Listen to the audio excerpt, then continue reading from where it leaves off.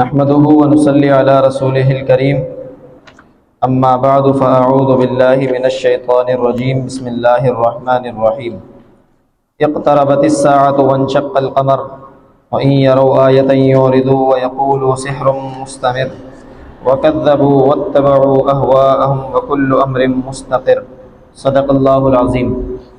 میرے معزز سامعین، سورۃ القمر، سورہ قمر یہ جو ہے مکی سورہ ہے، اور اس کے اندر نبی علیہ الصلوۃ والسلام کے اس معجزے کا تذکرہ ابتدا میں ہو رہا ہے کہ جو کفار مکہ کے دکھانے کے لیے نبی علیہ الصلوۃ والسلام نے اشارہ کیا، اور اس اشارے کی وجہ سے چاند جو ہے وہ دو ٹکڑے ہو گیا تھا۔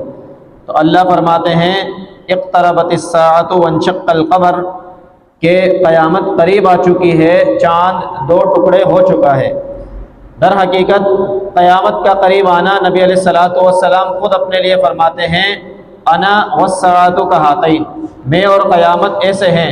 واشار بالسبابۃ والوسطی، کہ اپنی شہادت کی اور بیچ والی انگلی سے اشارہ فرما کر کہا کہ قیامت اور میں ایسے ایسے آئے ہیں، یعنی اب میرے بعد کوئی نبی نہیں آیا، اب وقت اور مہلت جو ہے وہ یہی درمیان کا حصہ ہے، اور قیامت ان قریب آنے والی ہے۔ بس اب اگلی چیز جو اللہ کی طرف سے آئے گی وہ قیامت، اسی لیے قیامت قریب آ چکی ہے۔ اور اللہ کے نبی کا معجزہ جو چاند کو دو ٹکڑے کیا تھا وہ بھی حقیقتاً ہو چکا ہے، جو کفار مکہ نے بھی اپنی آنکھ سے دیکھا تھا، اور اس وقت ہند اور سندھ جتنے بھی علاقے اس طرح کے تھے وہاں بھی یہ معجزہ دیکھا گیا تھا۔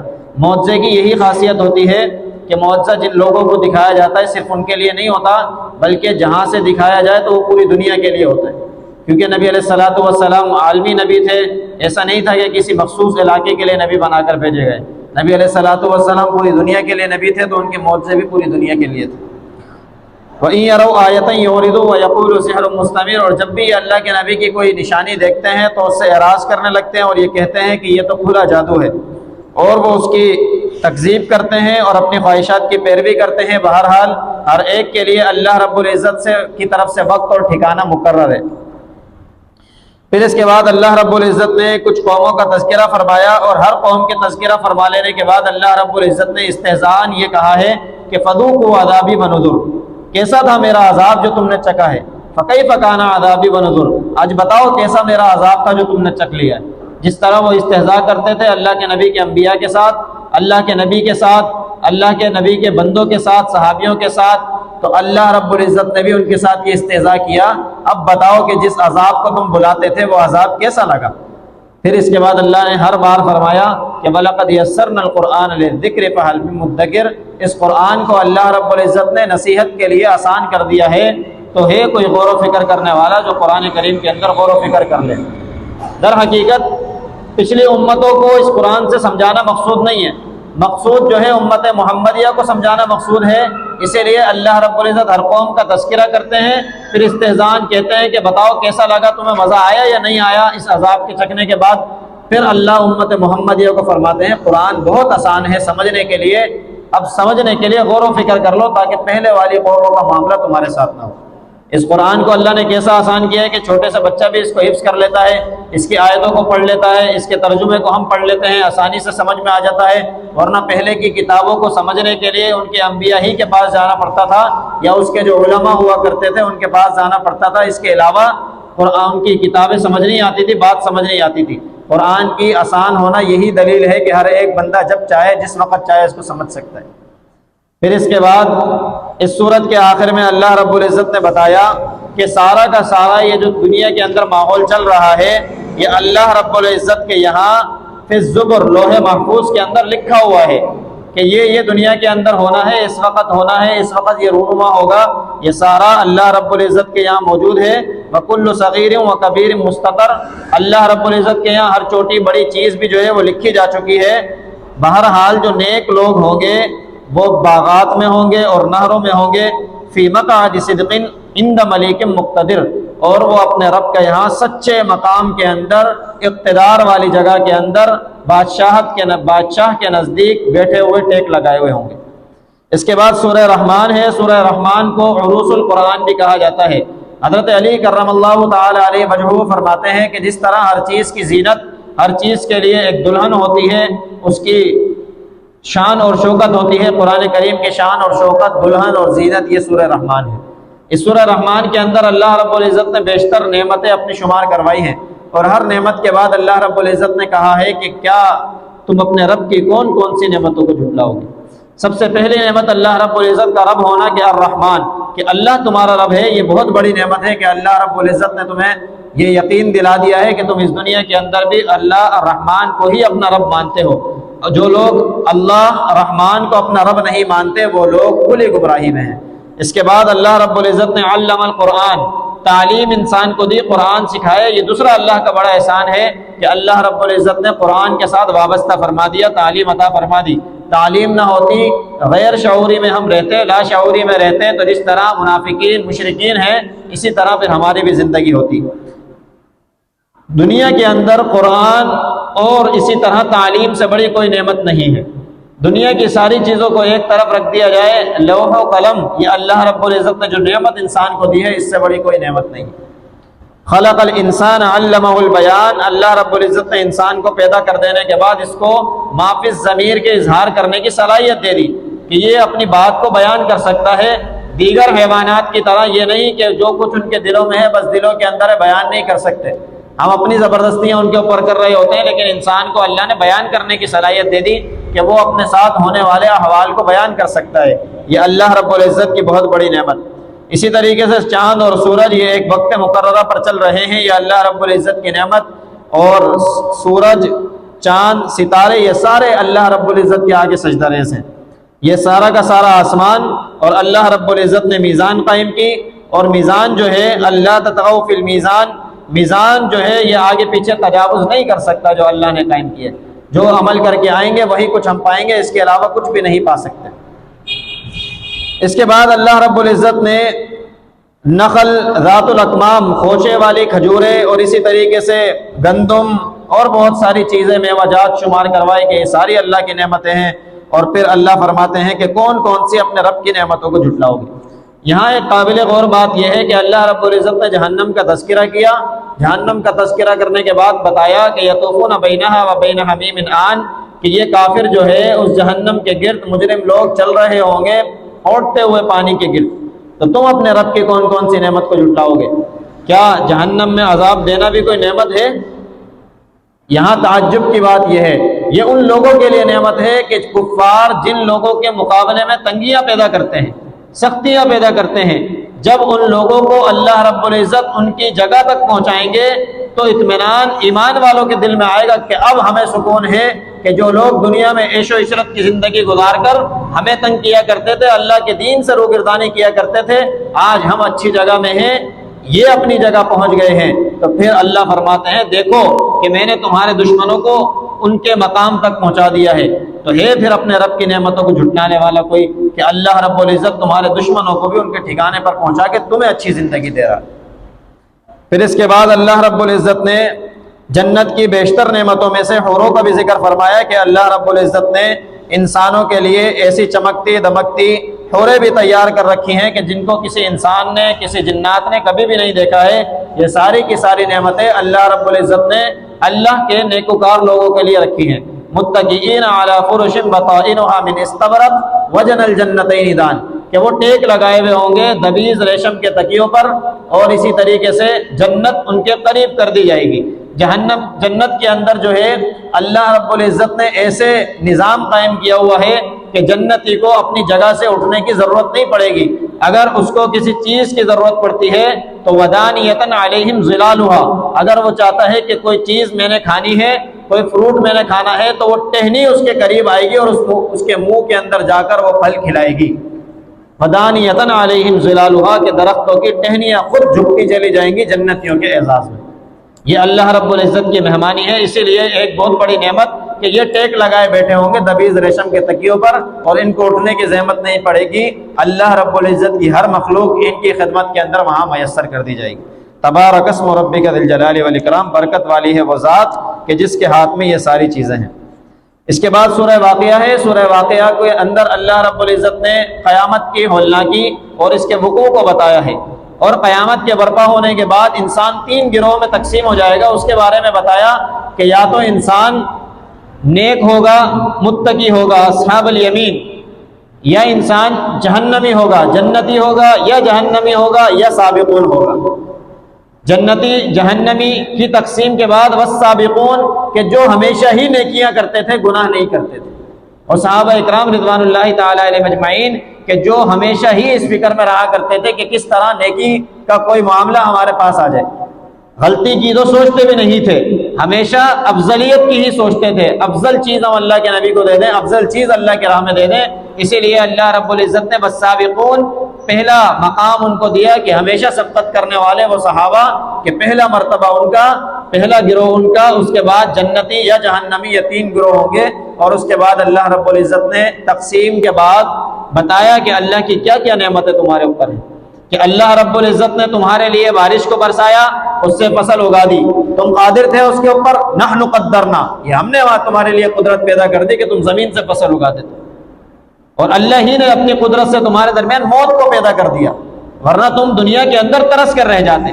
اسی طریقے سے اللہ فرماتے ہیں کہ ہم نے تمہیں پیدا کر لینے کے بعد دنیا کے اندر چیزوں کو تمہارے لیے مسخر کر دیا۔ اللہ ہی ہے کہ جس نے بادل کو بنایا، بادل سے بارش کو برسایا، اور بادل برسا لینے کے بعد تمہارے لیے زمین میں سامان مہیا کر دیا۔ لو نشاء جعلناہ اجاجا فلولا تشکرون، اگر اللہ چاہتے تو اس کو کچھ اور کر دیتے، تم کچھ کر سکتے تھے، کچھ نہیں کر سکتے تھے۔ یہ ساری اللہ کی اپنے بندوں کے لیے خدمت ہے کہ اللہ رب العزت نے اپنی نعمتیں بندے کی خدمت میں دے دی۔ اس کے بعد اللہ رب العزت فرماتے ہیں یہ درخت ہم نے لگائے زمین کے اندر کہ جس سے تم آگ کا سامان، جلانے کا سامان پیدا کرتے ہو، یہ ساری ہماری تمہارے لیے خدمت ہے۔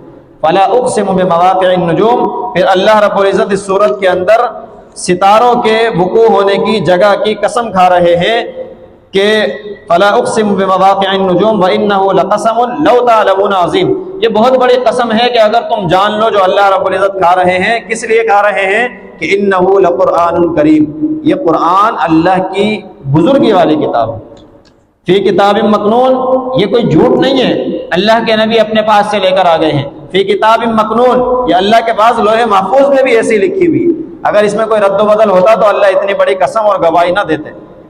لا یمسہ الا المطہرون، اس مصحف قرآن کو بغیر پاکی کے نہ چھوا کرو، یہ بہت بڑا گناہ ہے۔ تنزیل من رب العالمین، یہ اللہ کی طرف سے نازل کیا ہوا ہے۔ پھر اللہ فرماتے ہیں کہ فاما ان کان من المقربین، جو اللہ کے مقرب بندے ہوں گے، وروح وریحان وجنت نعیم، وہ اللہ رب العزت کے یہاں عیش و عشرت کے ساتھ ہوں گے اور باغات میں ہوں گے، اور وہ لوگ جو اصحاب یمین میں سے ہوں گے تو کیا ہی بات ہے جو سیدھے ہاتھ والے ہو گئے، فسلام لک من اصحاب الیمین، جن کو ان کا نام اعمال سیدھے ہاتھ پہ دیا جائے گا۔ اور وہ لوگ کہ جو اللہ کی نعمتوں کو، آیتوں کو جھٹلانے والے تھے، گمراہ تھے، فنزل من حمیم، آج ان کی مہمانی جو ہے وہ کھولتے ہوئے پانی سے کی جائے گی، اس میں یہ لوگ داخل ہوں گے، اور یہ یقینی بات ہے ان ھذا لہو حق الیقین فسبح باسم ربک العظیم، اے نبی کے امتیوں اللہ رب العزت کی تسبیح بیان کرو۔ اس کے بعد سورہ حدید، سورہ حدید میں اللہ رب العزت نے لوہے جیسی نعمت کو نازل فرمانے کا تذکرہ فرمایا، اس کے لیے اس سورت کا نام سورہ حدید ہے، اور اس سورت کی ابتدا میں اللہ رب العزت نے اپنی تسبیح بیان کی، اور اللہ رب العزت نے اپنی بادشاہت کا شمار کروایا کہ لہو ملک السماوات والارض یحیی ویمیت وہو علی کل شیء قدیر، کہ اللہ رب العزت کے لیے زمین اور آسمان، زندہ اور مردہ کرنا اسی کے ہاتھ میں ہے، اور اسی طرح اللہ رب العزت ہر شے سے پہلے ہے، ہر شے کے بعد اللہ رب العزت، ہر شے کے ظاہر اور باطن میں اللہ رب العزت ہر شے کا جاننے والا ہے۔ پھر اس کے بعد اللہ رب العزت نے ان لوگوں کا تذکرہ فرمایا کہ جو لوگ اللہ کے نبی کی باتوں کو نہیں مانتے تھے، اور اللہ رب العزت نے جو نشانیاں اللہ کے نبی کے اوپر روشنی کی صورت میں نازل فرمائی تھی ان کا انکار کر دیا کرتے تھے۔ اللہ نے اس لیے نازل فرمائی تھی کہ وہ ان کو تاریکیوں سے نکال کر روشنی میں ڈال دیں، لیکن یہ لوگ اس طریقے کی نیکی کی طرف نہیں آتے تھے۔ اور وما لکم الا تنفقوا فی سبیل اللہ، اللہ کے دیے ہوئے مال میں سے اللہ کی راہ میں خرچ نہیں کرتے تھے، اور کہتے تھے کہ اللہ کو کیا ضرورت ہے کہ ہم اللہ کو اپنا مال دیں، کیا اللہ رب العزت فقیر ہو گئے ہیں؟ جو سورہ آل عمران کے اندر کہا کہ ان اللہ فقیر ونحن اغنیاء، اللہ فقیر ہیں، ہم سے مانگ رہے ہیں، ہم مالدار ہیں۔ حالانکہ اللہ فرماتے ہیں کہ تم جب دنیا سے ختم ہو جاؤ گے، کوئی نہیں رہے گا، تو پھر یہ زمین اور آسمان کس کی میراث ہیں؟ وَلِلَّهِ مِيرَاثُ السَّمَاوَاتِ وَالْأَرْضِ، یہ زمین اور آسمان یہ ساری میراث اللہ کی ہے۔ میراث اس لیے کہا کہ ابھی تمہارے ہاتھ میں ہے، تم اللہ کے لیے خرچ کرو، اپنے ہاتھ سے خرچ کرو، تم چلے جاؤ گے تو یہ سارا ہی اللہ کا ہے، اللہ جیسے چاہیں گے اس کو خرچ کر دیں گے۔ اسی لیے اللہ رب العزت کے کہے کے مطابق اپنے ہاتھوں سے خرچ کرنا چاہیے۔ اس کے بعد اللہ رب العزت نے ان لوگوں کا تذکرہ فرمایا کہ جو منافق تھے، ایمان لانے کے بعد کافروں کے ساتھ مل جاتے اور کافروں کے لیے تدبیریں کرتے۔ اللہ فرماتے ہیں کہ قیامت کا دن ہوگا، یہ منافق ایمان والوں سے کہیں گے آج ذرا رکو، ہمیں بھی دکھاؤ کہ تمہیں جو اللہ نے روشنی دی ہے ہم بھی اس سے کچھ حاصل کر لیں۔ ایمان والے ان کو کہیں گے ارجعوا وراءکم، تم اپنے پیچھے لوٹ جاؤ، تم واپس آگے کی طرف نہ آؤ۔ فالتمسوا نورا، دنیا کے اندر نور تلاش کرتے، آج کہاں نور لینے آئے ہو؟ پھر ایمان والوں کے درمیان اور ان کے درمیان اللہ رب العزت دیوار قائم کر دیں گے قیامت کے دن۔ فضرب بینہم بسور لہ باب باطنہ فیہ الرحمۃ وظاہرہ من قبل العذاب، دیوار ایسی ہوگی کہ جس کے بیچ میں دروازہ ہوگا، اس کے اندر کی طرف رحمت ہوگی، اس کے باہر عذاب ہوگا۔ باہر سارے منافقین ہوں گے، یہاں پر سارے ایمان والے ہوں گے۔ ایمان والے دیکھ رہے ہوں گے کہ کیسے کافروں کو آج منافقوں کو عذاب ہو رہا ہے، اور منافق دیکھ رہے ہوں گے کہ کیسے ایمان والے آج مزے کر رہے ہیں۔ یہ ان کے لیے ایک بہت بڑی سزا۔ ینادونہم الم نکم معکم، یہ پکاریں گے جنتیوں کو، کیا تم ہمیں نہیں دیکھتے کہ ہم دنیا میں تمہارے ساتھ ہوا کرتے تھے؟ اور پکار کر جب یہ ان کو کہہ رہے ہوں گے تو یہ کہیں گے قالوا بلا ولکنکم فتنتم انفسکم، تھے تو تم ہمارے ساتھ لیکن تم دنیا کے اندر فتنہ برپا کرتے تھے، تم نے اپنے نفس کو فتنے میں ڈالا ہوا تھا۔ وتربصتم، برتبتم، تم تو انتظار کرتے تھے کہ قیامت کب آنی ہے، اب آ گئی ہے قیامت تو لو مزے چکو۔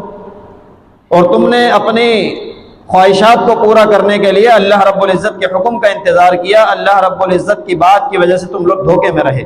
آج اللہ رب العزت نے تمہیں پکڑ لیا ہے، آج تمہارا کوئی فدیہ نہیں دیا جائے گا، بہت برا ٹھکانہ ہے جہاں تم پہنچ چکے ہو۔ اس کے بعد اللہ رب العزت نے دنیاوی زندگی کی مثال دی کہ اعلموا انما الحیات الدنیا لعب ولہو، یہ دنیا کی زندگی ایک کھیل تماشا ہے۔ وَلَهْوٌ وَزِينَةٌ وَتَفَاخُرٌ بَيْنَكُمْ، اور بعض اوقات دنیا کے اندر ایسے مقام آ جاتے ہیں کہ تم زینت اختیار کرنے لگ جاتے ہو، ایک دوسرے کے درمیان فخر کرنے لگ جاتے ہو۔ یہ اس آیت کے اندر بچپن سے لے کر بڑھاپے تک کا تذکرہ اللہ نے فرمایا کہ بچپن میں بندہ ہوتا ہے، اس کی زندگی کا مقصد کھیل کود کے سوا کچھ نہیں ہوتا۔ جب وہ جوان ہو جاتا ہے تو پھر اس کا مقصد ہوتا ہے کہ زیب و زینت اختیار کروں، مجھے لوگ کچھ کہیں، میرے بارے میں لوگ الفاظ کہیں، وَتَفَاخُرٌ بَيْنَكُمْ، فخر کروں جس بات کے اوپر میں۔ پھر اس کے بعد جو ہے وَتَكَاثُرٌ فِي الْأَمْوَالِ وَالْأَوْلَادِ، پھر اس اسٹیج سے نکلنے کے بعد اس کا تیسرا مرحلہ ہوتا ہے کہ جہاں مال اور اولاد پر وہ فخر کرتا ہے، اپنی زیب و زینت چھوڑ کر مال اور اولاد کی فکر میں لگ جاتا ہے کہ میرا مال بہت ہے، میری اولاد بہت ہے، میرے پاس طاقت بہت ہے۔ یہ تینوں مرحلے انسان کے اوپر آتے ہیں۔ اللہ فرماتے ہیں یہ ایسے ہی ہے کہ جیسے ایک کھیت کے اندر کسان فصل کے لیے بیج ڈالے، پھر بیج اگ کر نظر آنے لگ جائے، فَتَرَاهُ مُصْفَرًّا، پھر تم اس کو دیکھو کہ پکا ہوا نظر آتا ہے، ثُمَّ يَكُونُ حُطَامًا، پکنے کے بعد کیا ہوتا ہے؟ وہ کٹ کر ڈھیر ہو جاتا ہے، بھس بن جاتا ہے۔ ایسے ہی دنیا کی زندگی بھی ہے، تم دنیا میں آئے ہو، بڑے بھی ہوگے، جوان بھی ہوگے، بڑھاپے میں جاؤ گے، ڈھل بھی جاؤ گے۔ یہ اللہ کے لیے لیکن زندگی گزاری ہوگی تو وہ تمہارے لیے کام آئے گی۔ سابقوا الی مغفرۃ من ربکم، اپنے رب کی مغفرت کی طرف دوڑ لگایا کرو اور اس جنت کی طرف دوڑ لگایا کرو کہ جس کی چوڑائی جو ہے زمین اور آسمان کے برابر ہے، جو اللہ نے نیکوکار لوگوں کے لیے تیار کر رکھی ہے، اللہ نے اپنے پیغمبروں کے لیے تیار کر رکھی ہے۔ یہ سارا فضل ہے جو اللہ اپنے بندوں کو دینا چاہتے ہیں۔ اللہ رب العزت بہت زیادہ فضل والے ہیں۔ پھر اس صورت کے اندر بھی اللہ رب العزت نے کچھ انبیاء کا تذکرہ فرمایا اور اس کے بعد فرمایا کہ یا ایھا الذین آمنوا اتقوا اللہ، اے ایمان والو اللہ رب العزت کا تقوی اختیار کرو، وآمنوا برسولہ، اور اللہ کے پیغمبروں پر ایمان لے کر آؤ اللہ کی رحمت سے، ویجعل لکم نورا، اللہ تمہارے لیے نور بنا دیں گے جو تمہارے آگے پیچھے دوڑے گا اور تمہارے لیے مغفرت کا سامان فرما دیں گے۔ اللہ رب العزت بہت فضل والے ہیں، اللہ رب العزت بخشنے والے۔ اس کے بعد سورۃ المجادلہ ہے۔ سورۃ المجادلہ میں خولہ بنت ثعلبہ رضی اللہ تعالی عنہا کا تذکرہ ہے کہ جو نبی علیہ الصلوۃ والسلام سے اپنے شوہر کے معاملے میں جھگڑ رہی تھی۔ جھگڑنا اس لیے کہا ہے، قرآن نے مجادلہ کا لفظ استعمال کیا کہ ان کا بات کرنے کا انداز یہ تھا کہ گویا نبی علیہ الصلوۃ والسلام سے جھگڑ رہی ہیں۔ ان کے شوہر تھے اوس بن صامت۔ پہلے کے دور میں جو پہلے بھی بیان ہوا ہے کہ اپنی اہلیہ کو جو ہے اپنی والدہ سے تشبیہ دینے کی صورت میں وہ لوگ سمجھتے تھے کہ طلاق ہو گئی، لیکن نبی علیہ الصلوۃ والسلام نے فرمایا کہ اگر یہ ایک قسم ہے، اس کا قسم کا کفارہ تم ادا کر دو گے تو تم حانث ہو جاؤ گے، طلاق سے بچ جاؤ گے۔ تو یہ نبی علیہ الصلوۃ والسلام سے جھگڑ رہی تھی کہ میرے شوہر سے میری جدائی کیسے ہو گئی، کیسے اللہ نے حکم نازل نہیں فرمایا، اللہ کو حکم نازل فرمانا چاہیے تھا، اس معاملے میں نرمی کرنی چاہیے تھی۔ اللہ رب العزت نے فرمایا کہ اللہ نے وہ بات سن لی ہے کہ جو عورت تمہارے ساتھ جھگڑ رہی تھی، تجادلک فی زوجہا وتشتکی الی اللہ، اور اللہ سے شکایت آپ کی کر رہی تھی کہ اللہ یہ کیا معاملہ ہے، میں اپنے شوہر سے کیوں جدا ہوگی۔ اللہ نے حکم نازل فرمایا کہ آج کے بعد سے زہار کا حکم یہ ہے کہ تم کفارہ ادا کر دو، اور کفارے کی جو 2-3 قسمیں بیان فرمائی ہے کہ یا تو تم جو ہے پے در پہ روزے رکھ لو یا کھانا کھلا دو، اس طریقے سے تمہارا قسم کا جو ہے کفارہ ادا ہو جائے گا اور تم زہار سے بچ جاؤ گے، اپنی بیگم سے، اہلیہ سے جدائیگی سے بچ جاؤ گے۔ یہ ایک رحمت ہے جو اسلام نے مسلمانوں کو عطا فرمائی، ورنہ پہلے کے کفار اگر غلطی سے بھی اس طریقے کا کلمہ نکل جاتا، ماں کے ساتھ اپنی بیوی کو کسی بھی معاملے میں تشبیہ دے دیتے تو اس سے اس کی طلاق ہو جایا کرتی۔ پھر اس کے بعد جو ہے اللہ رب العزت نے اس سورت کے آخر کے اندر بتایا کہ لا تجد قوما یؤمنون باللہ والیوم الآخر یوادون من حاد اللہ ورسولہ ولو كانوا آباءهم او ابناءهم، کہ تم کوئی قوم ایسی نہیں پاؤ گے کہ جو اللہ اور اللہ کے پیغمبر کی محبت کو ترجیح نہ دے اور کامیاب بھی ہو جائے۔ ہر وہ قوم جس نے اللہ اور اللہ کے پیغمبر کو ترجیح دی ہوگی، اللہ اور اللہ کے پیغمبر پر قربان ہونے کو ترجیح دی ہوگی، یہ لوگ ہی کامیاب ہوں گے۔ اللہ نے ان لوگوں کے لیے ایمان لکھ دیا ہے، اور اسی طرح اللہ رب العزت انہی لوگوں کو جو ہے جنت میں داخل فرمائیں گے۔ اللہ ایسے لوگوں سے راضی ہیں اور ایسے لوگ اللہ سے راضی ہیں۔ یہ سارے کی ساری جماعت اللہ کی ہے، اور اللہ رب العزت کی جماعت جو ہے وہی کامیاب لوگوں میں سے ہے۔ اور وہ لوگ کہ جو شیطان کے لیے اعمال کرتے ہیں، یہ شیطان کی جماعت ہے، اور شیطان کی جماعت ہمیشہ خسارے میں سے ہے، جو اللہ اور اللہ کے پیغمبر کے معاملے میں لوگوں سے جھگڑتے ہیں۔ اس کے بعد سورہ حشر کے اندر اللہ رب العزت نے ان یہود کا تذکرہ فرمایا کہ جو بڑی بڑی بلڈنگیں بناتے تھے، جس طرح خیبر کا قلعہ ان لوگوں نے تعمیر کیا ہوا تھا اور مدینہ کا نام یثرب رکھا ہوا تھا۔ اللہ رب العزت فرماتے ہیں کہ انہوں نے بڑے بڑے برج بنائے کہ یہ برج ہمیں بچا لیں گے، لیکن ان کے برج کسی کام نہ آئے۔ خیبر کا قلعہ فتح ہو کر رہا، اللہ رب العزت نے نبی علیہ الصلوۃ والسلام کو فتح عطا فرمائی، حضرت علی رضی اللہ تعالیٰ عنہ کے ہاتھوں پر یہ فتح ہوئی۔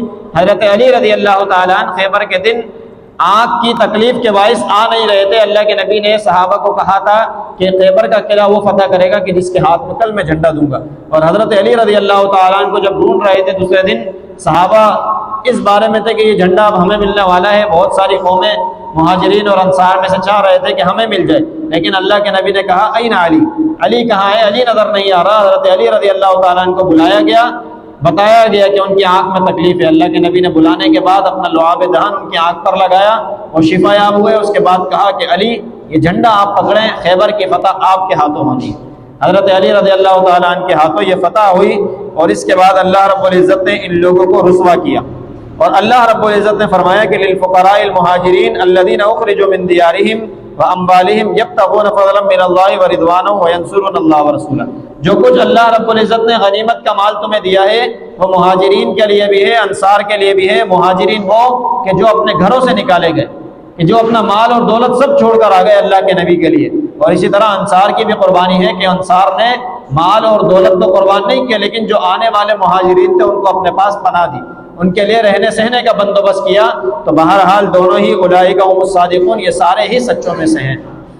پھر اس کے بعد اللہ رب العزت نے کچھ ایمان والوں کا تذکرہ فرمایا کہ جو ایمان والے اپنے رب سے دعائیں کرتے ہیں کہ اے اللہ ہمارے گناہوں کو معاف فرما، ہمارے ان بھائیوں کے بھی گناہوں کو معاف فرما جو ہم سے پہلے چلے گئے ایمان کے ساتھ، اور ولا تجعل فی قلوبنا غلا للذین آمنوا، اور ایمان والوں کی نفرت ہمارے دلوں میں نہ ڈالنا، ایمان والوں کی محبت ہمارے دلوں میں ڈالنا، اور اے اللہ آپ جو ہے مہربان ہیں اور رحم کرنے والے ہیں۔ پھر اس کے بعد جو ہے اللہ رب العزت نے اس صورت کے آخری رکوع میں فرمایا کہ اللہ رب العزت ایمان والوں کو حکم دیتے ہیں کہ ایمان والے اللہ کا تقوی اختیار کریں اور دیکھیں کہ ان کے لیے جو اعمال وہ آگے بھیج رہے ہیں کہ وہ صحیح ہیں یا غلط ہیں۔ اللہ پر ایمان لانا یہ صرف کافی نہیں ہے، بلکہ اپنے اعمال کی خبر گیری کرنا بھی ضروری ہے کہ دیکھیں کہ ہم جہاں کمائی کر رہے ہیں، کاروبار کر رہے ہیں، حلال ہے یا حرام ہے، دنیا کے اندر لوگوں کے ساتھ معاملات کر رہے ہیں، قرآن اور سنت کے مطابق کر رہے ہیں یا نہیں کر رہے۔ اللہ کے نبی کی سیرت کو ہم اپنی زندگیوں میں اپناتے ہیں یا نہیں اپناتے؟ وَلْتَنْظُرْ نَفْسٌ مَا قَدَّمَتْ لِغَدٍ، تو دیکھنا چاہیے ایمان والوں کو، اللہ کا تقوی اختیار کرنا چاہیے کہ ہم کیا آگے کے لیے قیامت کے لیے بھیج رہے ہیں۔ وَاتَّقُوا اللَّهَ، اللہ کا خوف کرو، اور اللہ رب العزت جو ہے جانتا ہے جو کچھ تم عمل کرتے ہو۔ جن لوگوں نے اس طریقے کی فکر نہیں کی، اللہ رب العزت نے ان کو ان کا نفس بھلا دیا اور وہ لوگ فاسق اور فاجروں میں سے ہو گئے۔ تو پھر لوگوں بتاؤ کہ جہنمی اور جنتی برابر ہو سکتے ہیں؟ پھر اللہ خود گواہی دیتے ہیں کہ جنتی ہی کامیاب لوگ ہیں۔ اللہ رب العزت نے یہ قرآن پہاڑوں پر نازل کرنا چاہا تو پہاڑ بھی ریزہ ریزہ ہو جاتے۔ اللہ رب العزت نے زمین پر نازل کرنا چاہا، زمین نے برداشت نہ کیا، اس انسان نے اس قرآن کو اٹھایا ہے، اس قرآن کا بوجھ اس انسان نے اٹھایا ہے۔ لیکن یہ کتنا ناشکرہ ہے کہ کتنی بڑی عظیم نعمت اس کے پاس ہے اور پھر یہ در در بھٹکتا ہے۔ اللہ رب العزت اسی طریقے کی مثالیں دے کر لوگوں کو باتیں سمجھاتے ہیں۔ اللہ وہ ہیں کہ جو عالم الغیب ہیں، اللہ وہ ہیں جو رحمان الرحیم ہیں، اللہ وہ ہیں کہ جو انسانوں کو، اللہ رب العزت مالک ہیں، اللہ رب العزت پاکیزہ ہیں، بڑائی والے ہیں، اور اللہ رب العزت سلامتی والے ہیں، اللہ رب العزت ایمان والے ہیں، اللہ رب العزت غالب ہیں، اللہ رب العزت دلوں کو ملانے والے ہیں۔ پھر اللہ رب العزت ہی ان چیزوں سے پاک ہیں جو یہ مشرک اللہ کی طرف جوڑتے ہیں۔ اللہ رب العزت خالق ہیں، اللہ رب العزت ہی باری، اللہ رب العزت ہی مصور، تصویریں بنانے والے ہیں، تمہاری ماؤں کے پیٹوں کے اندر تمہارے نقشے بنانے والے ہیں۔ اللہ رب العزت کے لیے بہت سارے اچھے اچھے نام ہیں، اللہ رب العزت کی تسبیح ان ناموں کے ساتھ بیان کیا کرو۔ اللہ رب العزت کے لیے ہی تعریف ہے زمین اور آسمانوں میں، اللہ رب العزت غالب ہیں اور حکمت والے ہیں۔ دعا ہے کہ اللہ رب العزت خود مجھے بھی ان باتوں پر عمل کرنے کی توفیق عطا فرمائے، آپ تمام میں سے ہر ایک کو بھی عمل کی توفیق عطا فرما دے۔ وآخر دعوانا ان الحمد للہ رب العالمین۔